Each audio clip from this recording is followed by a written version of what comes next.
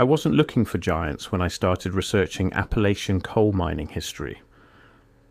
I was tracing labour organisation in the years before the United Mine Workers consolidated power in the region, work camps, company towns, the brutal extraction economy that fueled America's Industrial Revolution, the kind of research that produces neat columns of tonnage figures and accident reports and moves on.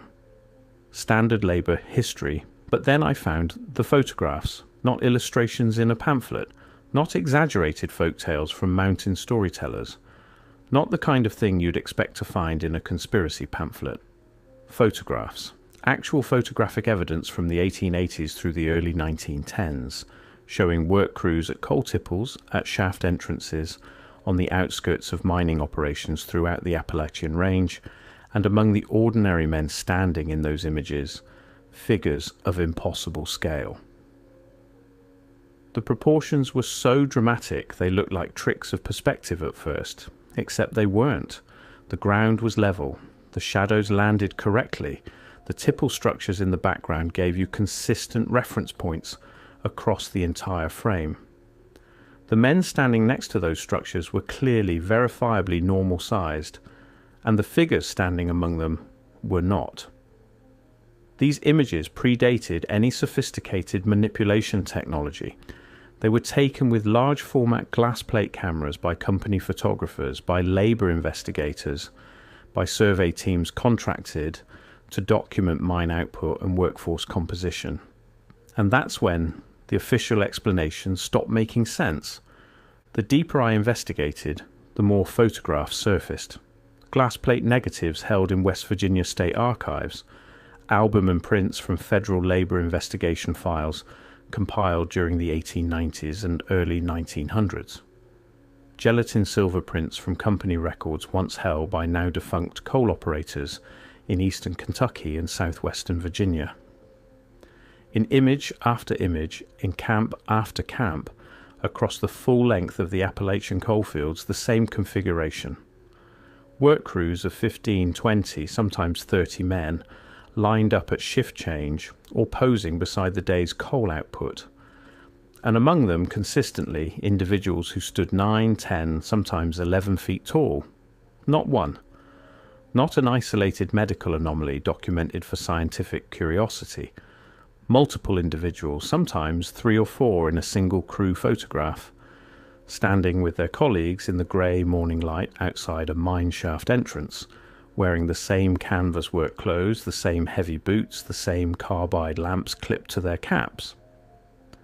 The Smithsonian Institution has materials from the 1900 labour surveys that reference these individuals.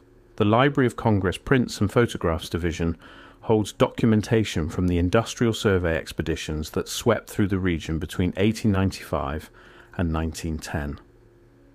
British coal investment firms heavily capitalised in Appalachian operations during this period kept meticulous photographic records of their workforce and infrastructure.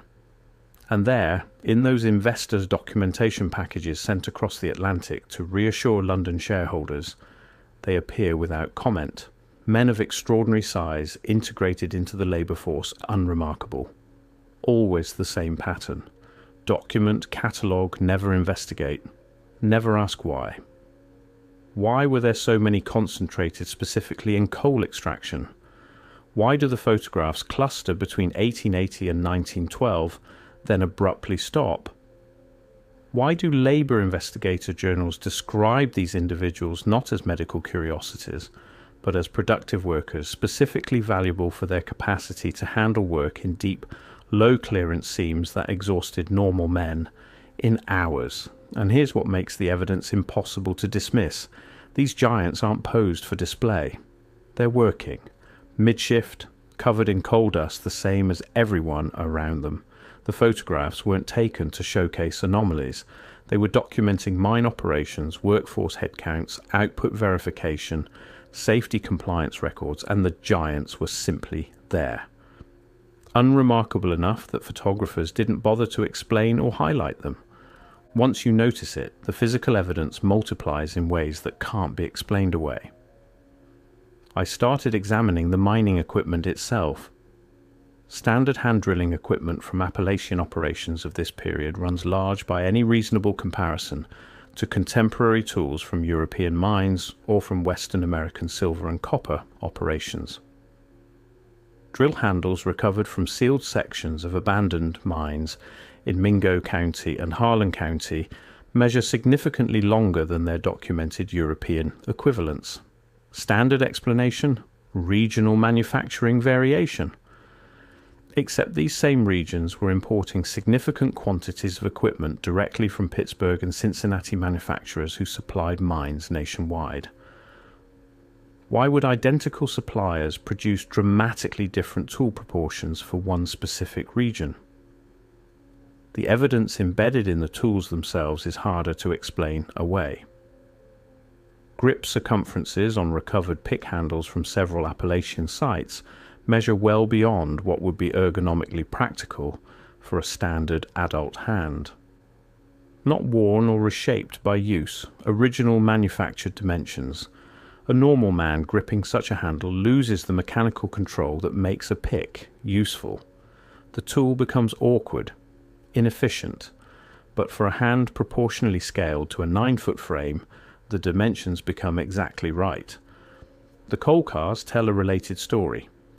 Narrow gauge mine cars used for hauling coal from the working face to the shaft bottom were, in most operations, pushed by hand before the introduction of mule haulage and later electric motors. Recovered mine cars from several operations in the Pocahontas coalfield of southern West Virginia are built to pushing height specifications that would require a man well over 7 feet tall to push with proper body mechanics, the kind of upright, hip-driven push that doesn't destroy your back over a 12-hour shift. For a man of average height, the push bar height forces a bent posture that's not just uncomfortable but structurally damaging over time. Yet these cars were in daily operational use for decades. Museum cataloguers have labelled them experimental design or transitional technology. They're found in working mine contexts, showing years of coal dust accumulation and operational wear, in operations that ran these cars continuously for a decade or more. There was nothing experimental about them. Then there are the mine structures themselves. Appalachian coal operations in this period weren't deep shaft operations in most cases. They were drift mines and slope mines, following seams into the hillside. The entries, the portals, the interior heading dimensions were theoretically determined by seam height. You cut just enough rock to extract coal economically. Every inch of extra roof rock you took meant more blasting, more labour, more material to move. Operators were aggressively cost-conscious. Yet portal dimensions at dozens of abandoned mine sites throughout the central Appalachian coalfields are significantly larger than the coal seams they accessed would require. Documented seam heights of 4 and 5 feet, typical for the region, don't explain entry portals standing 8 and 9 feet high. The standard explanation involves ventilation requirements and equipment clearance. Except contemporary mining engineering manuals from the period specify portal dimensions well below what these sites exhibit, and the mines were using equipment that fit those standard specifications with room to spare. The surface structures are even harder to explain away. Company housing in isolated Appalachian mining camps, the structures built furthest from the main settlements, designated in company records as housing for heavy labour crews or extraction teams, consistently show architectural proportions that don't match the company housing built for the general workforce. Door frames standing 10 feet high, interior ceiling heights approaching 12 feet in structures that are otherwise built with absolute minimum material usage, because waste in company town construction came directly out of profit margins. Sleeping platforms at heights that would leave an average man's feet dangling uncomfortably. Tables and benches at heights calibrated to someone significantly taller than the standard workforce. Not in one camp, not in two. In camp remnants documented across 5 states, West Virginia, Kentucky, Virginia, Tennessee, Pennsylvania, wherever the oldest and most remote mining operations left structural remains. Why would operators who squeezed every board foot of lumber, who built housing barely large enough for a man to turn around in, consistently build the heavy labour housing too large, unless it wasn't too large for the men assigned to it. The photographic evidence, examined systematically, is devastating to conventional explanations. The scale confirmation available in these images is unusually reliable, better than in many historical photograph collections, because mine operations provided an abundance of fixed dimension reference objects. Timber support sets in mine headings were manufactured to standard dimensions. Coal cars were built to documented specifications. The mine structures themselves had known dimensions recorded in company engineering files that survive in several state archives. When you establish scale from these reference objects and then measure the human figures in the frame, the numbers are consistent across dozens of independent images. Individuals standing 9 to 11 feet tall appear in crew photographs from operations in 5 states, spanning 3 decades, captured by different photographers using different camera equipment under different conditions. The consistency isn't what you'd get from perspective tricks. Perspective distortion isn't consistent. It varies based on camera position, focal length, distance. What you see in these images is consistent in a way that only represents one thing: people who were actually that size. Their hands are visible in many of the higher quality photographs. Hands holding pick handles, hands resting on the shoulders of standing colleagues, hands proportional to the bodies they belong to, not deformed, not swollen, and not showing evidence of acromegalies' characteristic bone thickening, simply scaled, everything in correct proportion, just fundamentally larger, and their faces in the photographs where detail permits it, not the characteristic coarsening of the facial features that comes with pituitary gigantism. Normal faces, just large. The outside context is provided by federal investigators who weren't looking for giants either. The labour investigations that swept through Appalachian coal country between 1900 and 1912 produced thousands of pages of testimony and observation. Most of it concerns wages, hours, company store debt, safety conditions. But threaded through multiple independent investigators' reports are casual references to workers of extraordinary physical size encountered at isolated operations. A 1903 Bureau of Labor Statistics field report covering operations in McDowell County, West Virginia, describes encountering a section crew in terms so clinical they clearly weren't meant to be remarkable. Several workers of unusual stature employed in the heading operations, apparently of local mountain extraction, whose physical dimensions considerably exceeded normal parameters. Foreman indicated such workers particularly effective in heavy extraction work. The 1907 Inland Steel Internal Survey of their Appalachian acquisitions, recently digitized from private records donated to an Indiana Historical Society, contains photographs of several operations with visible large-scale individuals in the workforce, captioned only with operation names and dates. No note of anything unusual, as if large men in the crews were unremarkable background detail not worth commenting on. 3 meters, 10 feet. Noted clinically, then the report moves on to discuss coal quality and haulage infrastructure, as if the investigators had more pressing matters to document.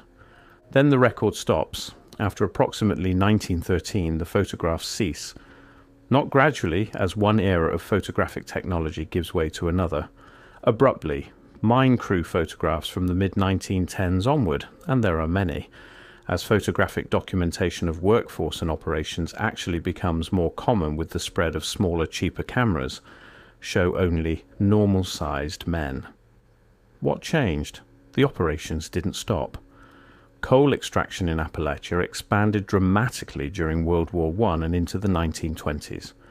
Photographic documentation became more thorough, not less.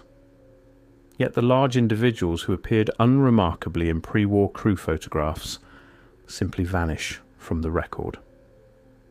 The United Mine Workers organizing drives of this period provide some archival cover for the disappearance, labor unrest, shifting workforce composition, the mechanization of some operations.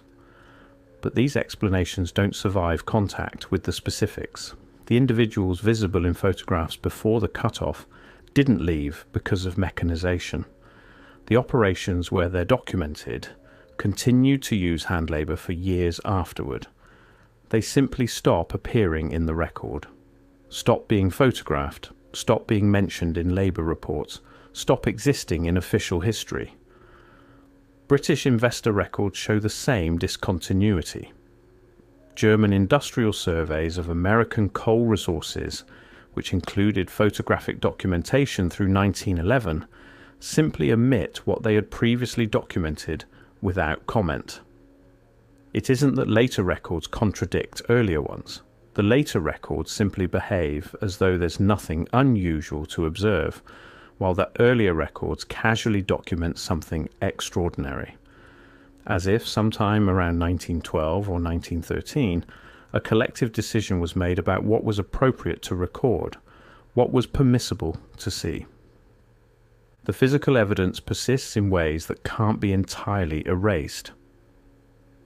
Antique dealers and mining salvage operations throughout central Appalachia still occasionally surface the oversized implements, picks with handles that no normal man can swing effectively, drill steel in diameters that exceed any documented equipment specifications from the period, loading shovels with blade dimensions that would make them unmanageable for standard-sized operators, all showing the wear patterns of regular use. All functional tools recovered from working mine contexts, not display pieces or ceremonial objects. County historical societies catalogue them as oversized specimens or unclear industrial application, despite the fact that they're recovered from mine sites and bear unmistakable evidence of mining use. The coal dust ground into wood grain that no amount of time removes, the specific wear patterns that come from striking rock and coal, the chemical residue from the black powder used in pre-electric blasting operations. The alternative explanation, that these were everyday tools for workers whose size made such proportions practical, goes unspoken in institutional documentation. The questions such an explanation would raise are apparently too disruptive. Too many implications for what we think we know about who built the industrial foundation of American energy production, who accomplished those feats of extraction in the years when coal powered everything. What disturbs me most isn't the evidence itself. When you present these photographs to historians of American labour, they acknowledge the images are authentic, nod at the scale discrepancies, and explain them away as perspective effects, without ever explaining how perspective effects remain consistent across hundreds of images, multiple photographers, different decades, different camera technologies. When you show the tools to curators, they catalogue them as manufacturing anomalies. When you describe the architectural proportions of the remote camp structures, you're told they reflect regional building practices without any attempt to explain why those practices would consistently waste scarce material on excess height. It's not active denial, it's systematic incuriosity. Questions that aren't asked because following them to their conclusions would require rewriting narratives that are, at this point, institutional. But the questions remain. Why did individuals of extraordinary size concentrate specifically in Appalachian coal extraction during this particular historical window? Why do company records describe them as valued, specifically recruited for heavy work, rather than as curiosities or medical cases? Why does their documentation cease precisely as labour organising and federal oversight of mine operations increases, precisely as the workforce becomes more formally documented, more officially counted? And what happened to them? There's no record of departure, no corresponding appearance of large individuals in other regional labour forces, no demographic event that would explain the disappearance. They simply stop being recorded. I keep returning to one photograph in particular. It's undated but contextually placed in the early 1900s, recovered from the estate of a mine foreman whose family donated a collection of operational photographs to a county historical society in southwestern Virginia. The image shows a shift change at a drift mine entrance. 6 men coming out of the portal, black with coal dust. All of them are normal size.